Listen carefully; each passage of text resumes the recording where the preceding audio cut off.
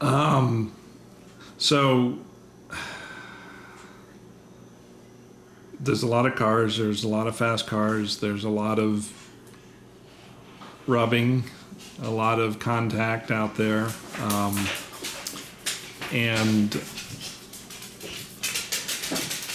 your spotter. You talked about your spotter. This is what, explain to me how much different this is than in the Bandolero as far as having to listen to, because your dad spotted for you in the Bandoleros, and his style was just even for that type of racing, it was a little bit different here because everything is faster and there's more cars and more things going on. What's it like having someone in your ear constantly giving you information? I mean, it's not, I wouldn't say it's exactly like annoying because I'm kind of used to it. But like at the same time, like my dad, like we would have mirrors in the bando. Right. And we could see both sides of the car because we were straight in the middle and the late model were on the left side. Right. And we have one mirror, and I don't use that like a lot, but like if I know someone's like kind of next to me, like my rear, Right. like next to the tire, then I'll look in it. At the same time, I have my spotter in my ear saying they're on the Right. bottom, and then we have a mirror up top, and we can look in. Like my spotter, he says like how far they are, and that helps like a lot. And so like if I'm doing something wrong, he'll correct me with it. And if I make like a small mistake, then it won't be like massive, and then the cars behind me will be like, Right. you know. So let's talk about your spotter for a minute. Who's your spotter? Racin Vernon. And he's a driver, and he's really good. And he won that weekend that you had a good race. What's it like having a spotter who's also a race car driver?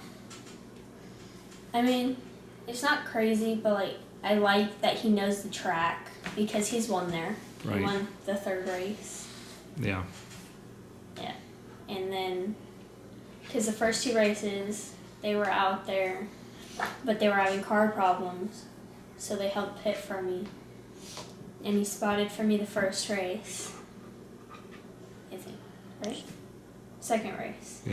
Yeah, second race. Jacob spotted Yeah, for you the Jacob first. spotted for me in the first race. He's been able to make it out there. And he's a race car driver too, so He doesn't race at Madera, though. no. But that insight, and I know this because I've not raced cars before, but I have spotted.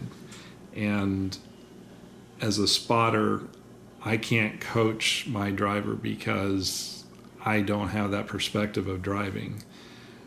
I can give him information, I can read the field and understand who that car that you're racing against, what they might do, and give you an insight in that. But as a driver, I couldn't give you insight.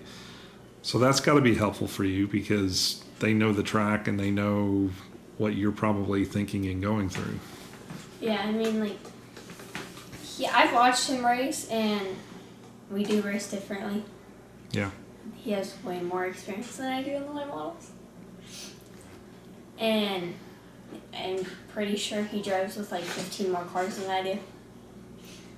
And I feel like their wrecks are Bigger, just a bit bigger. more expensive. But he knows what he's doing. Like,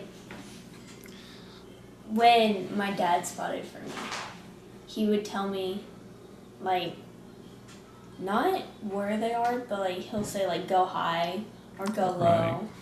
And Racin saying bottom, bottom, bottom. So like I'm trying not to think of what my dad was telling me in the Right. bando. Right. And then trying to like get it through my head that it's a different spotter.